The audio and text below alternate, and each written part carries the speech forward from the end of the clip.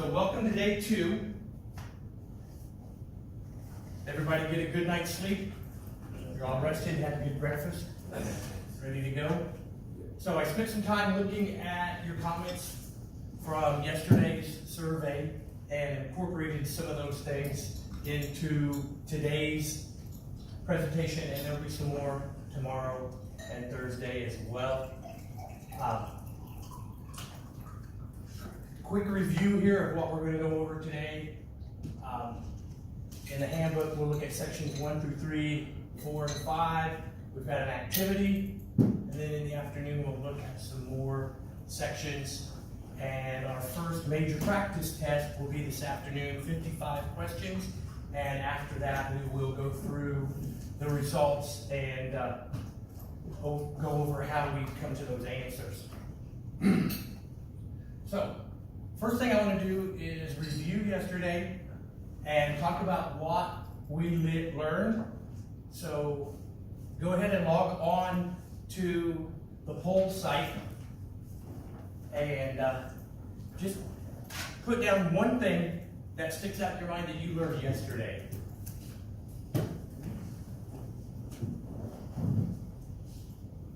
I'm sincerely hoping that there were more than one thing that you learned in the 8 hours that we spent together here, but usually one thing sticks out in your mind.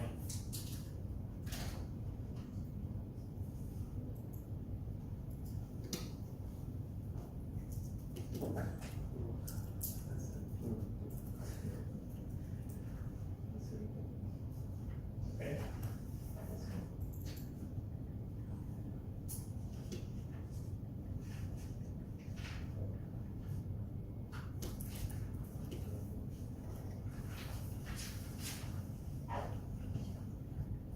Chapters and sections, we certainly talked a lot about that. Talked about the NFPA test.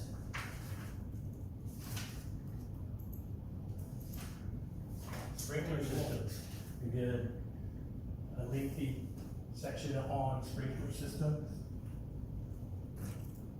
Keywords, that's a big part of this, that when you're looking at a book, an open book test, 3,600 pages, you have to understand the keywords so you know what you're looking for.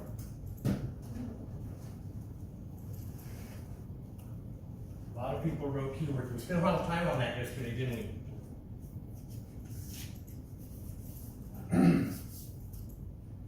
Okay, so I think that's everybody.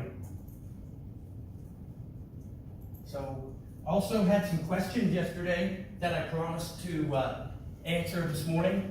The first one, what's the time required for an electric pump to run during the monthly operational test, according to NFPA 25?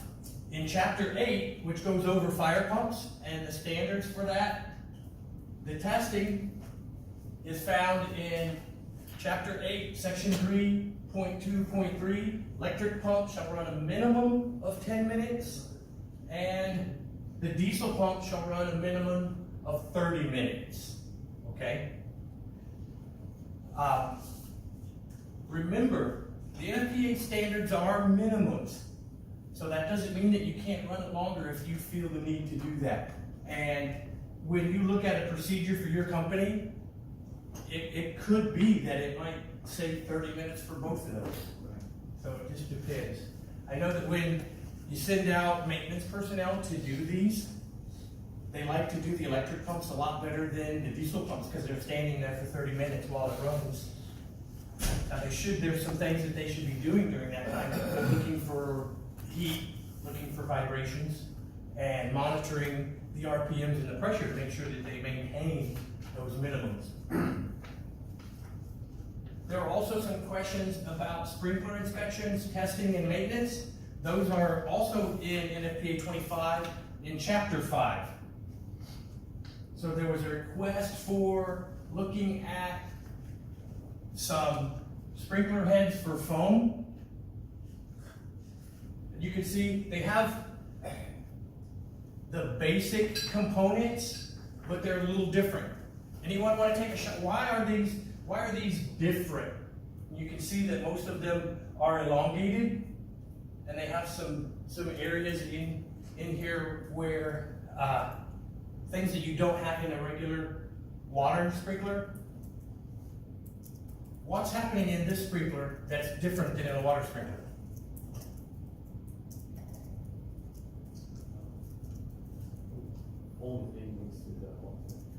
The foam is being mixed with the water, and what else?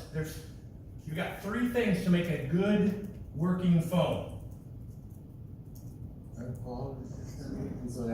Foam and water. What's the last thing? Air. Okay. So these are designed to mix those three. So the foam and the water are mixed. So now you're inducing air into that. There's also information on sprinklers that was asked about yesterday that can be found in NFPA 13, the standard on installation of sprinkler systems. Specifically, there was a question on how often does NFPA require you to flush your sprinkler system. If the sprinkler system is above ground, there is no requirement. Doesn't mean you can't do it. Again, that's the minimum. Especially if there's a section that's not flowing completely or flowing at all, and you suspect that there may be a blockage or partial blockage, you want to go in and flush that out. You can, on a routine basis, flush them. If you know, for example, that you have very hard water, and you know that you're getting deposits in your system, it's probably a good idea to do that once or twice a year. Okay, again, it's a minimum standard. The only time that they require flushing is for pipes that are underground.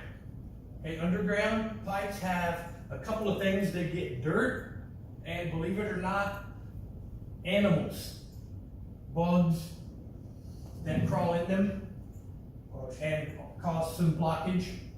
And obviously, being in the ground, they're much more susceptible to getting soil and dirt. Also, there was a question about the regularly scheduled maintenance or preventative maintenance for sprinklers. And the only requirement is if the sprinkler protects a commercial cooking or ventilation system. Okay? Other than that, regular sprinklers in warehouses and other occupancies, there are no requirements for preventive maintenance. So let's take a look at these codes. So the NFPA has three things we talked about yesterday. One, and the main thing that the NFPA is about, how they came about in the late 1800s, 1895, 1896, was to create standards for the new invention of sprinkler systems, so that they were standardized and that they were reliable for the people that were using them. So you all have on your thumb drive, you have the slide. You can go into this slide and click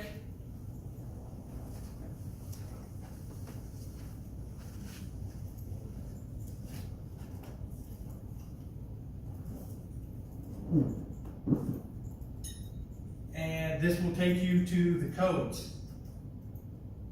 If you want to look at a code, you can go to the list here.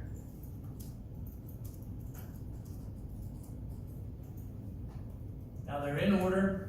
You can click on these, or if you want to search, you can go up here and click here. So let's say we want to search NFPA 25, and we want to find out how long we have to run an electric fire pump during the operational testing. So then we come down here and click on it. Here's the code. Click on free access. You've got the 2020 edition, brand new, hot off the presses. It's going to open up like